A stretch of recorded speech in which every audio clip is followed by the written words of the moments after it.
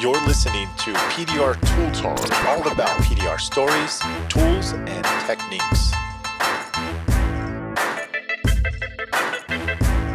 For the thousands in attendance, ladies and gentlemen, let's get ready to rumble!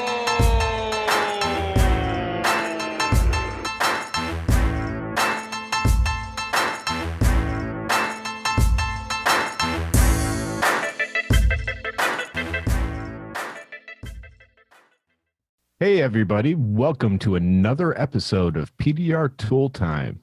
I'm your host, Vince D'Alessandro, here with John Hiley and Daniel Grom. Mike Toledo is on vacation in Vietnam today. Good morning, Mike Toledo. Yeah, that is one of his famous sayings, isn't it? Oh, It wait is. a second. His wife she's not from Vietnam. She's Thailand, sorry. Yeah, she's I made Filipino, isn't yes, I made that mistake too when I talked to him earlier today. it? Yes. I love that woman. Yeah, she's I great. do too, man. She makes me laugh. She will put her foot up your ass in a split of a second, though. I'll just let you guys know Yeah, that. She's like that hall monitor you had in school. You know, you knew that you didn't mess. She could just give you a look and you go, oh. I told Mike I wanted to hire her for my bill collector. Yeah. Yeah.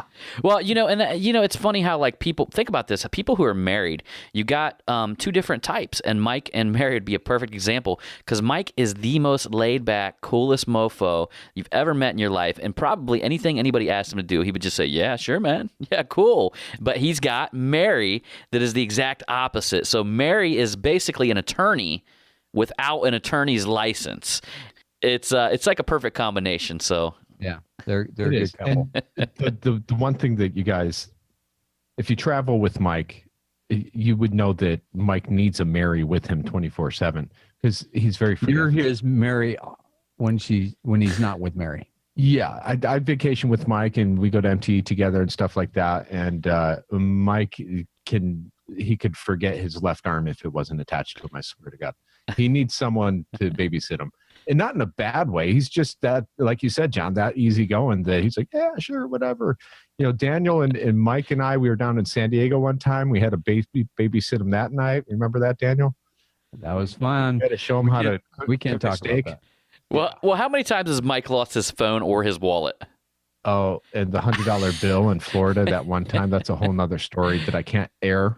But come ask me about the $100 bill in person. I'll tell Oh, you. I haven't man. heard this story. We're like opening up our audience's imagination right now, guys. Let's just say I got thrown out of a strip club that night.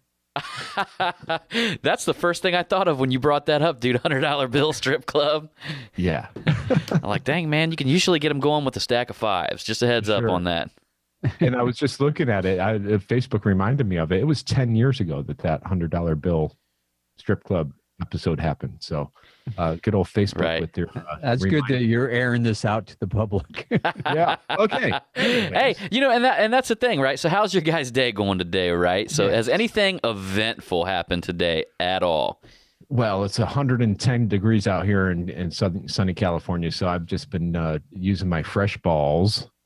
And Man, you should be the boys nice and cool. You throughout should the be day. the spokesman for that company, dude. Because I think you're the only dent guy. I think he is. I think he's the only dent guy that trusts his nuts to another dent guy. Yeah.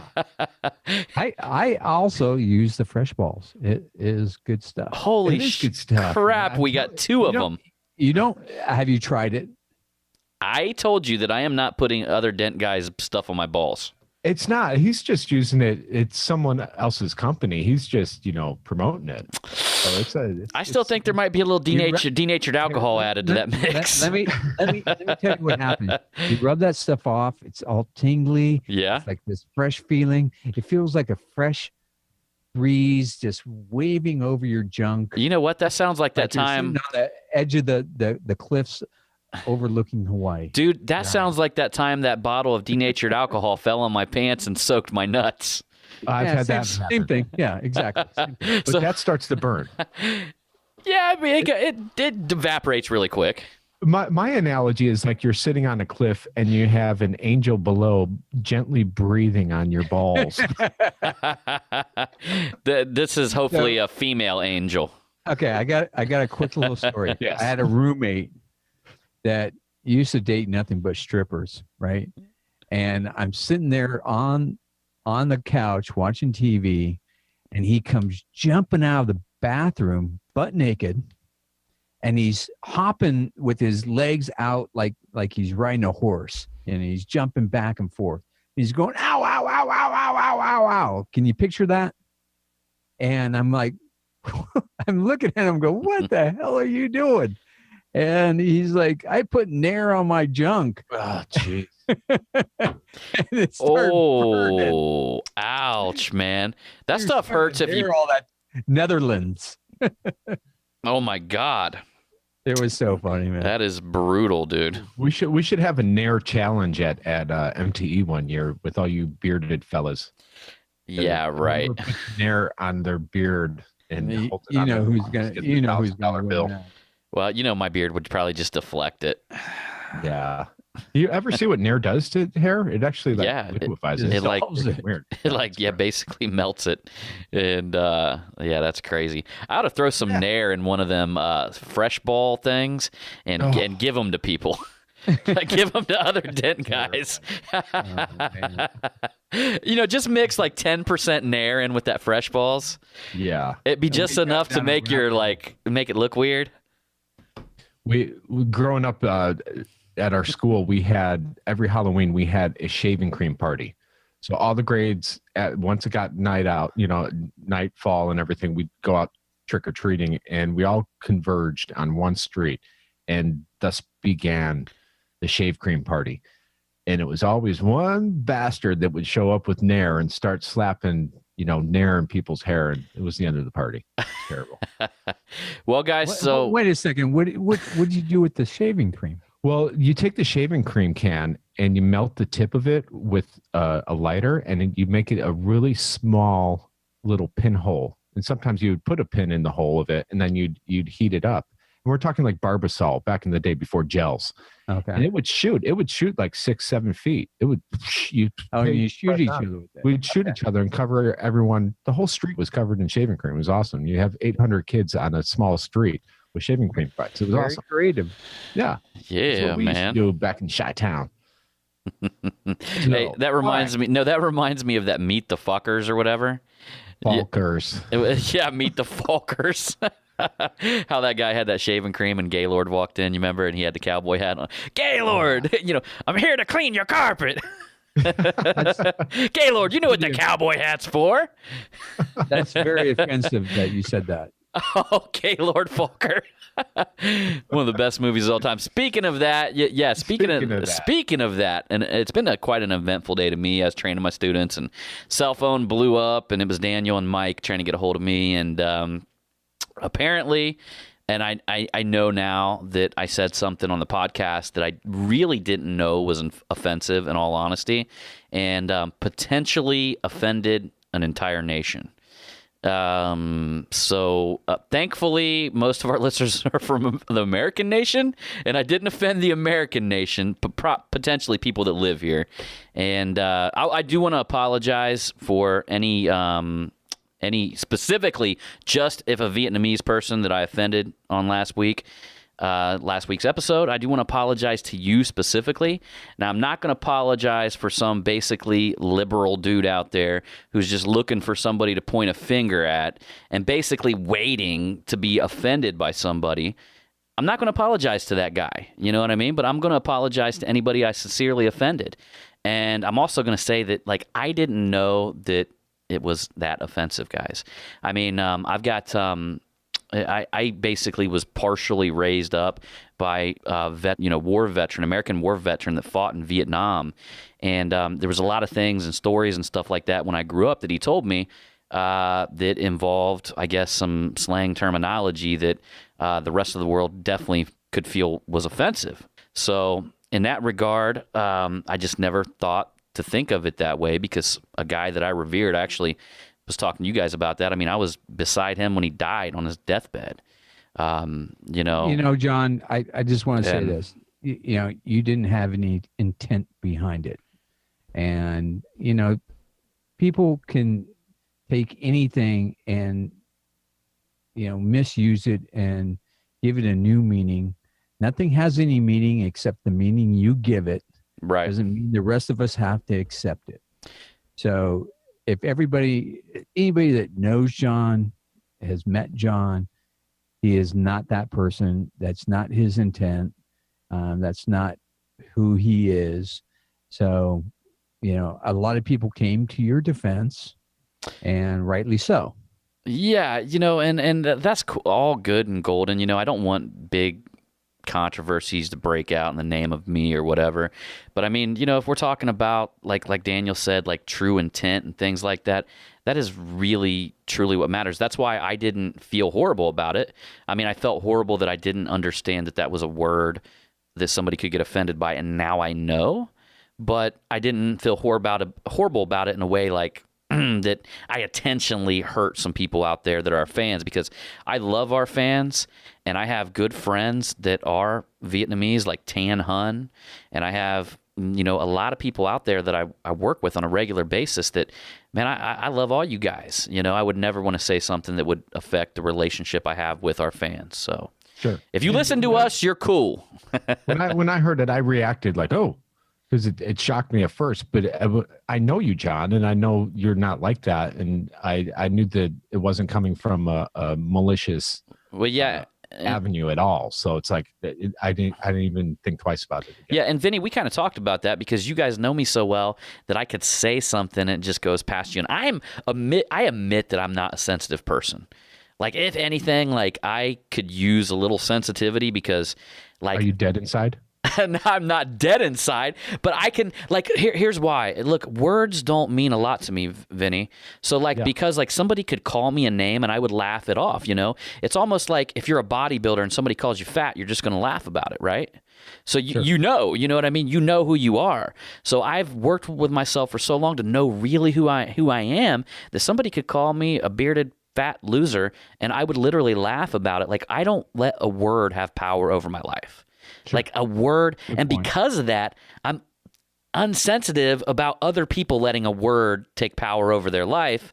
And occasionally I will blurt something out that can be, it could be offensive to some people. Honestly, guys, you're kind of, I almost feel like this is our private conversation and you guys get to listen in on it. I know. It's like that, right?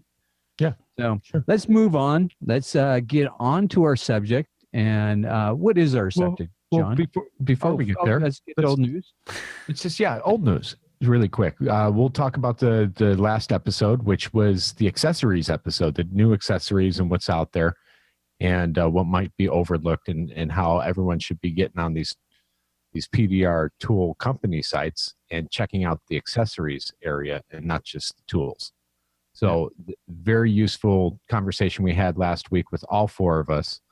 And we also had an awesome phone prank on the very receptive Jeremy Carroll, which what a trooper. He took it on the chin, Mike, there for Mike was good. And if you haven't listened to that, go back and listen to it, man. It's funny. I believe that Jeremy has no problem fixing a dent where somebody's head's been smashed into the car. Right? He's not. If anybody knows Jeremy, though, look at him. He's like the Credible Hawk. And the dude, like, fights in a cage. And he's got, like, this dude has got legs on him the size of freaking tree trunks, man. And he does Muay Thai boxing. He ain't scared of some dude. He'll go out there and fix his dent. Some little guys, though, they probably like, I don't know, man, this guy sounds awful violent. What if he doesn't pay me? Right. Jeremy's not worried about that. Jeremy's a big dude. And oddly enough, I thought people were going to be offended by Mike's, Southern drawl that he was imitating. Oh my God, yeah. And I told Mike, I'm like, dude, do not worry about that. That's BS, man. You know if what? Anybody gets We've gone 73 episodes and we haven't offended anybody yet. Right. And we should have done that a long time ago. And then on the flip side, I'm surprised like the feminist movement or our female listeners haven't chimed in on that spoof, because I think he was kind of talking about spousal abuse too, right? Beating a woman. Yeah. Anyways, listen, guys, we do this show. There's very little editing going on, if any at all. And when John does it, there's zero editing. When Mike does it, he might blurb a thing or two that is not making sense. Yeah, he But did we blurb. let this fly, guys. Yeah, Mike did blurp out one time when I hate to say it, I love all you European guys, but I did probably offend all of you in one podcast. And I went to listen to it, and Mike edited it out. I was like, man, that might be a good thing. It wasn't that bad, though. It was not a derogatory word. So all of you word police out there, it was just something about the way like French guys use the restroom. Yeah. So anyways, that's the old news. Anything else with old news? You guys got anything going on that we've talked about in the past that's brought to your attention? Let's get on to our subject. Yes, out with the old, in with the new. And we're talking about insurance adjusters and dealing with insurance claims. So, John, Daniel, take it away. Well, one of the things that John started bringing this subject up, and I'm like, you know what? I'm kind of new to this. And John's giving me a lot of information that I haven't heard before. And I'm like, this is good info. I want this. So I'm coming from the newbie side, and John's coming for the more experienced side. All you guys out there that do hail obviously have more experience with insurance adjusters than us door-ding guys out in California. So I'm always interested. I'm learning all the time. And one of the great things about MTE, that's the one symposium I've gone to, is insurance adjusters subject, because I learn more about that than anything else when I'm there. So why don't you take it off from here, John, and tell a little bit of what you know. Of course. I'm going to give you guys kind of where my stance is from owning a body shop to owning a PDR company, and then back to just a single PDR company, no body repair. So I've been in kind of both sides of the realm and the spectrum. But I'm going to specifically today, you're not listening to this podcast because you're a body man. You're listening to this podcast because you're a PDR tech. And there's a lot of valuable information that I give my students, and some of these guys are really advanced. As Daniel, Daniel, what, you're like a 50-year technician or something like that? Something like that, yeah. Something like that. Daniel started PDR, so yeah. And even that, I mean, you've got to have. I've been able to be around some of the really great guys in the auto body industry, like Bob Juper from 3C Collision up in Columbus. He's revered worldwide. Guy has three 30,000 square foot facilities and 15 satellite shops. And he flies a blimp over the Ohio State football game stadium that says, "It's your choice," and he has no DRPs. So the guy's got multiple hundreds and hundreds of employees, and he's revered all over the world. And I learned a lot from that dude when I actually worked a hailstorm at a shop. And some of the big things that I learned is, number one, guys, here's the biggest, the most important thing that you need to know about doing hail repair. Secure the bag. Okay. Now, what I'm talking about here, that hail car sitting there is not just a hail car, guys. That hail car is basically a bag of money. Okay. That thing is a bag of money. You want to secure every aspect of somebody show me the money.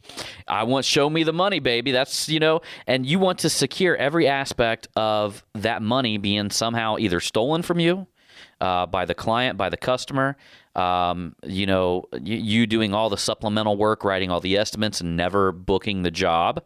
That is the killer, guys. That's the big killer in a big hailstorm, is the hundreds and hundreds of people that walk into your door and want an estimate, but only, 50 of them book. The other ones are just price shopping or whatever they're trying to do out there. That's the big killer right there is number one, okay? I never write estimates for the customer, okay? Why would I? Could you guys think of a good reason for me to write an estimate and hand it to a customer? Now, are you talking strictly hail?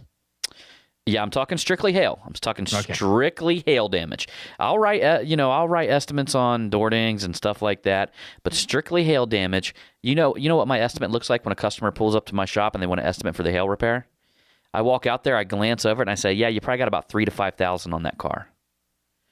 And they say to me, they say, well, my insurance company wants me to get an estimate. I said, well, here's what you do. Just get the claim number, bring the car to me and drop it off, and I'll take care of it for you.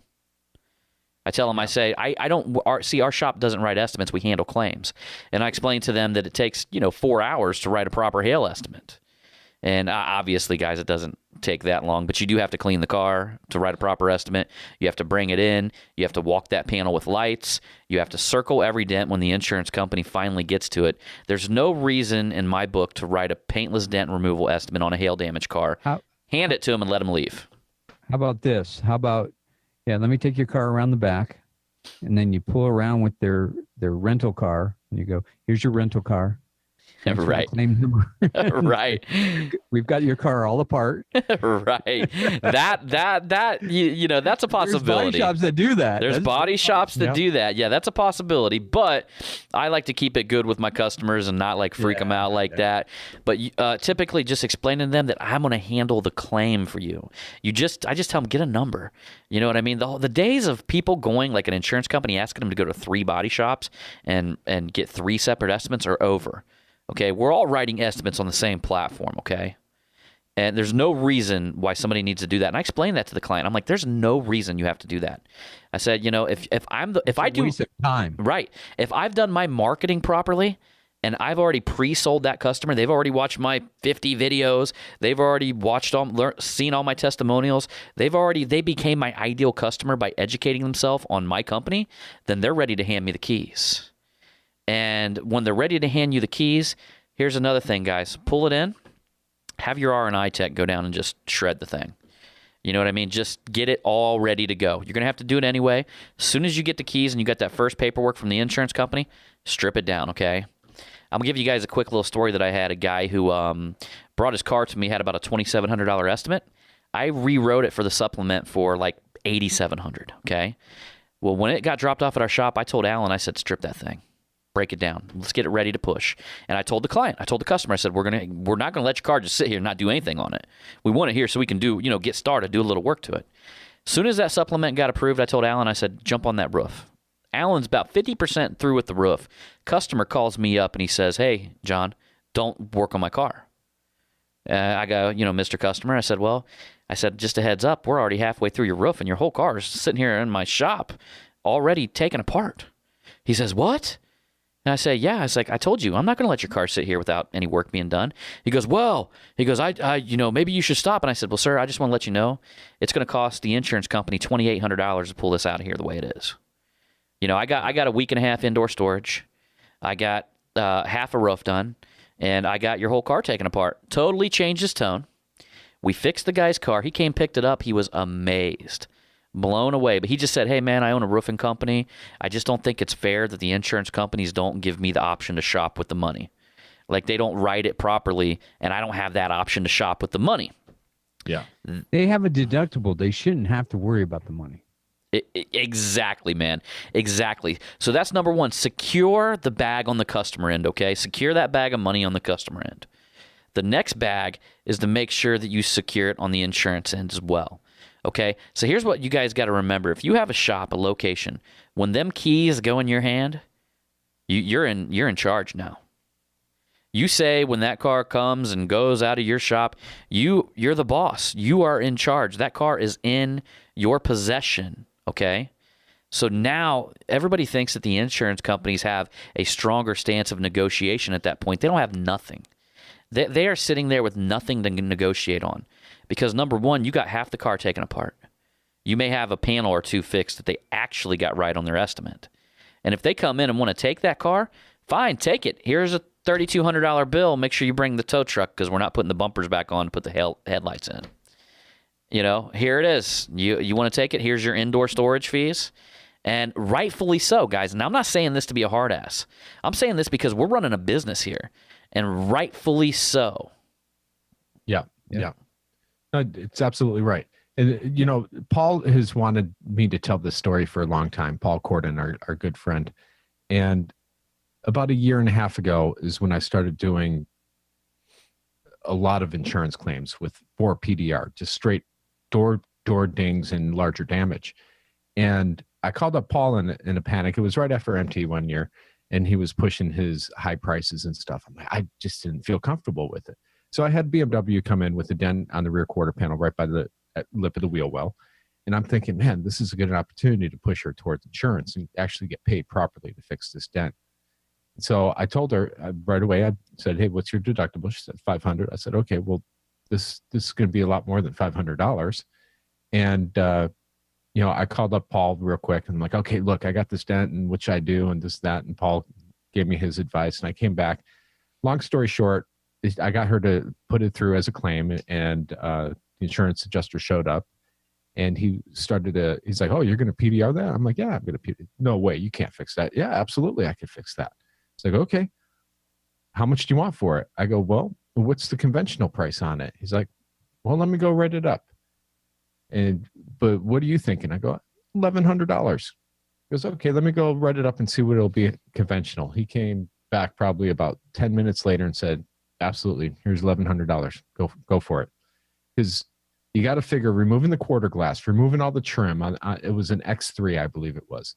It was well close to $2,000 to do body work and paint. It was probably 5-6 hours of body work written up, paint, masking, trim, detrim. Did you know that conventional repair price before you gave him that price? I did not, but I know just generally from being in the business for long enough, generally what something would cost ballpark and pretty close to it. A lot of times they'll tell you if you just ask them, and you let them look at your estimate and make sure they're not just trying to give you the part price or something like that. Oh, sure. And this was before Mobile Tech RX. I didn't have a comparative pricing anyways. And really, Mobile Tech RX is only accurate to a certain degree as well, because you have to take into account how big the dent is and hours of body work that it would take to do a conventional repair. So I was done in the same day. I got paid the $1,100. I called Paul up, all high-fiving through the phone to him. And he was happy for me. He's like, all right, keep it up. And that's the mentality I have on these big dents. And the other thing that's really helping me, John, is your tactical estimating system. And I'm not just saying that, dude. I had a Tesla in the other day, and I went out there, and it was a combined between the two doors. It skipped through the two doors. It was an 18-inch crease on aluminum, very thin pencil crease. I was done in an hour, and I got paid $550 for it. And I told them, hey, if you want to go through the insurance, I'm going to charge a lot more of the insurance, or you could pay me cash $550. And did you show them the chart? Did you let them take it? Absolutely. Yeah. I brought it up, and I flipped the backside, and I showed him the reflection. He's like, oh, it's a lot longer than I thought. I go, yeah, it starts here and ends there. So he was fully educated. It only took, once you pull that chart out, it's like, it was instant. The 15-minute negotiation of the price was down to 5 minutes. It's like, here's the chart. The chart doesn't lie. It's off the charts. The chart only goes to 10 inches, and you got an 18-inch crease, and you're already at $650. So I'm giving you a deal by you paying cash. $500. You know what? That's Mobile Tech RX has been a godsend. Anytime I have large damage, I'm not fully 100% on board, because they've got a new component they're going to be adding very, very soon, price per dent for bigger damage, and they're recreating the work order part. Hey, Daniel, they're also going to have my price chart, and they're going to have Paul Corden's price chart. Yes. So the tactical price chart that Vince is talking about, you're going to access it there. And if you're using Paul Corden's price chart, you can access it there. And I'll be straight up with you guys. I don't care which one you guys use. I give mine away. You know what I mean? Yeah. So whatever you guys. Both of them. Yeah. Either one's going to be valuable. Yeah. Either way. Having that one, when people see that, it takes any argument away. They don't fight anymore. Because they're going, oh, it's computerized, so they trust it more than something you're just writing down. Right. But having that conventional price, knowing what the conventional price is when you are dealing with a insurance adjuster, knowing what they're going to come back with, and if they come back with something that's not, equal to what you have, you can question it, and you go, well, my electronic price thing says that's a $2,200 conventional repair. How come you're at 18? And then you turn the tables on him, make him justify that price. Yeah. Right. And guys, I'm throwing some notes up here on the side because while I'm thinking there's some stuff I want to cover and we don't want to get past to some stuff. And speaking of that, with the Mobile Tech RX, I want to start off with another thing you guys need to do to secure the bag is to get a signed direction of pay. Okay. So a signed, What does that mean? basically that means that the customer is signing over the direction of payment to you. So when you file a supplement with the insurance company, they're signing a piece of paper that says you directly get that supplement check with no other names attached to it, no other parties attached to it. They're basically signing it over. It's the first thing any professional body shop will do, and it's the first thing that you need to do as a dent removal company. When they come in, they drop off their car, you have them sign a direction of pay. Now, the next thing I want to tell you guys, if an adjuster comes in and you have that direction of pay and you make a copy for them, and they look at you and say, hey, man, I'm going to get you taken care of. Don't even worry about it. Look them straight in the eye and say, hey, man, you're taking this with you, okay? And I want you to add photos to your photo library because I can't tell you how many times an adjuster told me that not to worry about it, and I made them take it. And I've had times where they were getting ready to send the check out in the customer's name to their home after I delivered a car, after I gave the adjuster a direction of pay, and I had to call the insurance company. And the coolest thing is the adjuster never gives them the sheet, but if they document it in their photo library when they take photos of the car, the person on the other line that cuts the check to you from the big insurance company will be able to look through the photos and find it there. And that's been a game changer for me, making sure that the adjuster, when he takes all his photos, that he takes a photo of that direction of pay. Yeah. Now, is that built in a Mobile Tech RX? That No, not yet. it's not I think not there's in there been yet. talk about it. Yeah, that's definitely going to be there. But speaking of Mobile Tech RX, Daniel, what is built into it though, dude? And I think we touched on this slightly on the podcast, is a supplement request form. Yeah. Yeah. That's big. So do you guys know what that is? Yeah. Yes. Yeah. You showed it to us the other day. Your paper one that you do. Well, to quickly explain to our audience what that is, that's basically a quick sheet that the adjuster can just glance at and say, okay, this is what I wrote on it. This is how much it is. This is the difference. That basically makes their job easier, allowing them to be lazier. And if you can, look, if you could take somebody's life and make it easier and you can do it real quick, do it, because in turn, you're just going to make more money. Yeah. There's a couple points I wanted to make. One being the fact I want our listeners to know that we do not get paid by Mobile Tech RX to promote their product at all. Nope. Not at all. We don't take a dime from them at all. We believe in this product so much that you hear us talk about it all the time. So don't think that we're advertising. I don't get paid from Dave Streen to talk about fresh balls either. So we're reviewing tools that we personally buy, or sometimes we do get them for free. Though I don't know if I that did. qualifies. Yeah. You got a free T-shirt. I did get a free T-shirt, but I'm afraid to wear it in public. you want to hear something, guys? I was thinking about this earlier today. This might be a little bit down a rabbit hole, but I don't really, when people send me tools, I don't know that I like it. I mean, I like it, but I really don't. Because here's the thing. You guys will not hear me talk about a lot of tools that I get sent. Because if I'm not super impressed with them, I will not talk about them.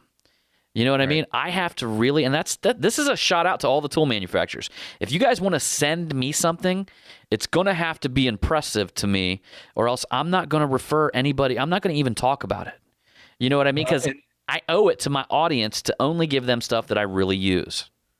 And guys, the same thing for me is if you send me something, don't be offended that I modified it. On the bench grinder. You know what? We haven't mentioned the bench grinder lately. Wait, Daniel modified. He put a T-shirt that I sent him on the grinder, right? Didn't you mod it? Took the sleeves off. I actually got some tools this week, and I didn't even try them out. And I cut the ends off. I was grinding on it. And I sent a picture back to the guy, and he didn't want me to talk about it yet. There's some knockdowns, and I cut them shorter. They were too tall, and I cut them shorter, grinded them down, and I sent the picture back. Now they're good. Yeah. So going back out of that rabbit hole that I just took us in there, I got Supplement request. Yeah, well, basically, no, I want to talk a little bit about insurance companies basically forcing you to use their chart.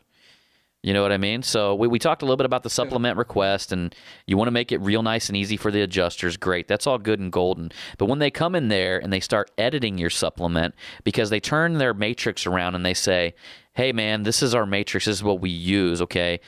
Unless you are a DRP, unless you signed a contract with that insurance company, you are not obligated to use their charts. Bottom line. Now, here's my premise on that, okay? Here's the way I feel about it, all right? So if a company's a DRP and they're across the street, the insurance company just sends them business, right, guys? So Right. the customers just come walking in their door. Well, me across the street, I don't have no offset in my advertisement cost. I have to earn customers. I have to earn them because of my hard work. I have to earn them because I advertised. I didn't earn that customer because I signed a contract with their insurance company, okay? So guess what? If you're a DRP shop, more power to you. Good and golden. But don't expect me to match your price when you have offset the cost of doing business by signing an agreement with an insurance company. I didn't do that. I don't have to pay the price you paid. I don't have to pay the price you paid to have work being sent to me without having to work like a regular business and get the work in. Okay, so I had this exact scenario this week. I was working with a gentleman from Latter-day Saints Church. It was an insurance job. I wrote it healthy. I wrote a nice healthy estimate on it. And I got a call from his insurance adjuster, and he went into his sales pitch saying, well, we have a fleet of cars. We have many cars. I go, I understand that, sir, but I don't have a contract with you or anybody from this church sending me lots of cars. I'm dealing with one car. So let's start there. That's good. Yeah. And I was holding my ground. And all the reason I was holding my ground, John, was because of going to Mobile Tech RX. I mean, going to the convention and hearing other guys talk about this and hearing you. And so I was holding my ground. And then he was like, well, we don't pay, you have $95 as your rate. We only pay $85. And I go, well, that's fine, but we still don't have a contract with you, sir. I don't, this is what our rate is. And I was sticking by my guns and I wasn't going to go out. And he kept on harping with me. And I go, well, this is what I charge. And it was a difference about $80 is where we were apart. So because I wrote it healthy, I was just making my point. I was perfectly willing to go down to his price, but I didn't want to go down without a little bit of a fight. I ended up compromising with him. I ended up landing $60 apart. So I won a little bit, didn't give up a lot. But should I have stuck with my guns? And what do you do at that? Okay, I can answer that question. It really depends on how busy you currently are. So it's something that people learn in business. It's called elasticity. Basically meaning, are you already stretched where you're about ready to break? And if inserting that client in a spot that you're going to lose money on a higher paying client, see, that's where I'm at. If I put a customer in a spot that's a lower paying client, then all I've done is pushed away a higher paying client. Do you see what I'm saying? So at that point, I'm basically doing the same work in the same amount of time. There's only so many hours in the day. So if you've got them hours filled to the max with good paying clients, then never take a lower paying client, because now you are just doing more work for less money and you are lowering the quality of your later life where you're supposed to, What do you tell? You just say, we'll get lost? No, you basically put the customer against them? Oh, absolutely not. You just kindly let them know that this is the cost to do business with you. and just leave it like that and just let it Absolutely. You let people know about your quality. See, I know right off the bat when a customer, I've did a lot of work, market positioning in my current market, that I know the difference when a guy comes in and he says, hey man, I drove by and I seen your place time and time again. And, I normally go down to the car wash. There's a dent guy down there, but I thought I'd come by here and get a price from you. Dude, as soon as I hear that, I know that it's not my ideal client, right? So that's one scenario. Second scenario, I got a guy that comes in the other day and he goes, oh, it's you. He's like, John, man. He's like, dude, I can't believe I'm talking to the man I seen on all them videos I watched. And as soon as I hear that, I know that he's hooked. He's my ideal client. He's the guy that I've been talking to and marketing to for years. So he walks in like he knows me. The other guy walks in like he's already positioning himself to negotiate. And I get the first guy that walked in, I get them out as quick as possible because I'm waiting for my ideal customer to come walking in that door. I'm right there with you, John. I call them terrorists. They're price terrorists. Hey, be careful there. Don't negotiate with terrorists. You don't negotiate with terrorists. Don't. I mean, it's a daily basis that people try to talk me down on the price. It's like I'm not interested. I don't negotiate. Our prices are a third of what it's going to cost at a body shop, and we're going to get you in and out in an hour. So, sorry, the price is $125 for that quarter-size dent. Dude, that's a slippery slope, and that's a bad position to be in as a business. If your business is contingent on being the absolute cheapest to gain customers, then somebody's always going to come cheaper because there's going to be the guy who's not driving the Denali you're driving. He's driving an old Bronco, and he's doing it out of the back of an old Bronco. He's always going to be able to beat your price because he has less overhead. And it's a race to the bottom, basically, when you're competing on price alone. Right. But if you position yourself in a market to be the highest quality, and notice how I said position, because I'll just be straight up, man. You don't have to be, right? I strived to be the highest quality, and I truly in my heart believe that I am. But in that regard, you just have to convince the customer that you're the highest quality person. And this time of year is really unique for us Southern California technicians too, because the ones that stick it out are making more money during the summertime because all the guys, they head back east. They're doing hail damage in Texas and Colorado.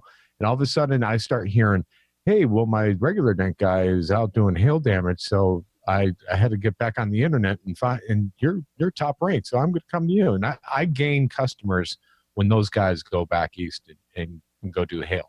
So, it's another interesting angle for us out here.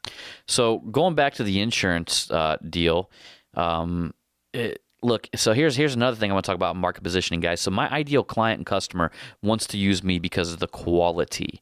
They want to use me for, whatever they read online and whatever they've seen video-wise, right? So I collect all deductibles. And occasionally, if I notice I had a guy who has his whole car decked out like military-wise, and he had a $250 deductible, it happened to be his car was $2,500, I give a 10% military discount. That I will take care of our military men and women out there. That's where I draw the line, all right? But especially Vietnam veterans.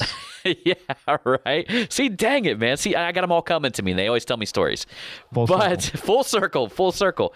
But collecting the deductible is important for me, and I'm going to tell you why, okay? You collect it up front or on the back end? I collect it when they come pick up the vehicle, typically. Yeah, okay. But collecting the deductible, because now, for instance, like let's say my Corvette got hit, okay, and the front end got clipped.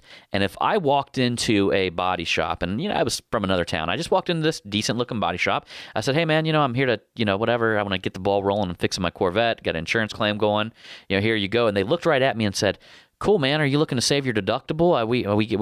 We'll just throw that in, and they started talking that jive. I'd be like, hey, guys, thanks, man. I appreciate it. See you later. Bye. Because I know anybody who cares about the quality and retains quality employees are not going to be stiffing their quality employees on the deductible, let alone their self. And I don't want a shop like that working on my vehicle. Now, if it was my old beater, yeah, maybe, okay? But do I want a shop working on my brand new vehicle that the first thing that comes out of their mouth is save my deductible? Dude, I'm gone. They don't have to say anything else. And guess what? I want that kind of customer. You're going to find guys. Your vibe is your tribe, okay? So whatever you're out there vibing, you're going to attract that same kind of person that's going to come walking through your door, right? So if you're a cheapskate, welcome to cheapskate world coming through your door 24/7, all right? If you believe in paying good quality money for good quality craftsmanship, welcome to that world. You're in my world.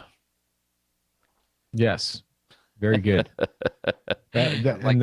That's for me. That's always been a slippery slope, is the collecting deductibles. The other thing you can say when that guy does come in, Vince, that wants that discount, you can say, well, if I wasn't booked out 4 weeks in advance, I might take that deal, but I'm not. Yeah. That's a good one too. Yeah, it's funny because I'm booked out to August right now, and you can really figure out your ideal customers when they're willing to wait until then to get their vehicle in. So, all right, guys. So what are we moving on to here? What's coming up next? Yeah, well, tech tips. Yeah, we should move into stop sucking eggs. Time for PDR tech tips. Yeehaw! I just want to end that with, thank you, John. That's good info. I hope our listeners really find value in that. And you guys might have heard some anger coming out of me there because I get real passionate about this subject. Yeah. And fight for every dollar, man. But don't do it in a mean way. Don't, if you have to talk to an adjuster, talk to him in a calm manner and just stick to your guns. You don't have to get angry. You don't have to get pissed off and hang up on the guy or anything like that. Just stick to your guns, be solid, and keep that conversation, because that guy can become your best friend. And that going into that, Daniel, I'm going to give that as one of my tech tips, okay? Yep. So when you do have an adjuster that comes in, all right, and they've significantly lowered the price for several things, or maybe a lot of them, and they're going to come up, they're going to act like it's not a big deal. They're going to be like, hey, well, this is what our system came up with, da-da-da-da-da, and they're going to hand it to you. It's going to be $1,000 less than you handed over to them.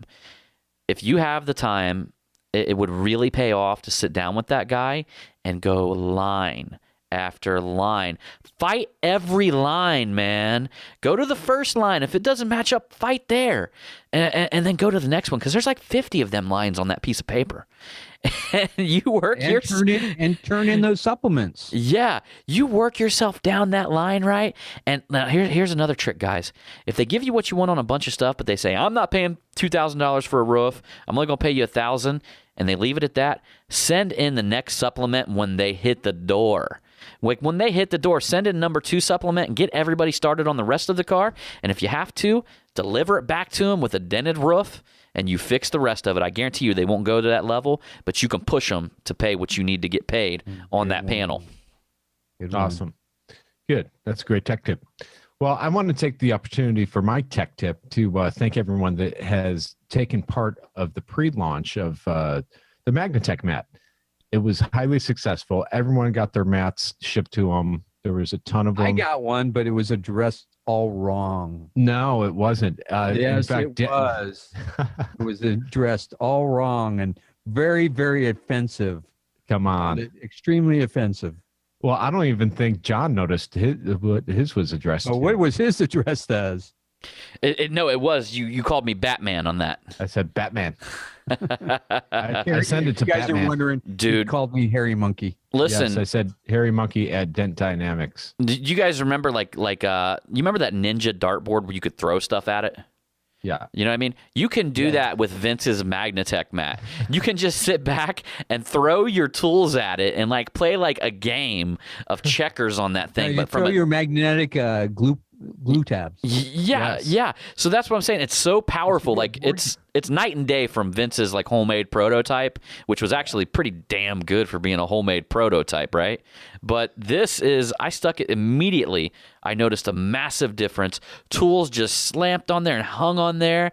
And I mean, it's dude, that's a really, really nice product you have there, man. And I'm not just saying that. I know what you guys are thinking, but you guys get it on your hands and use it, man. I'll tell you, it's good, real good. Yeah, support Vince so he won't be such a cheapskate on buying new tools. Yeah. It's not going to change. I took a lot of pride in it. If it was something that's going to carry my name, I had to make sure it had some every thought that I could think of put into that thing, and quality wise too. Yeah, where's my royalty check? You get nothing. You guys are getting free mats. Those are expensive,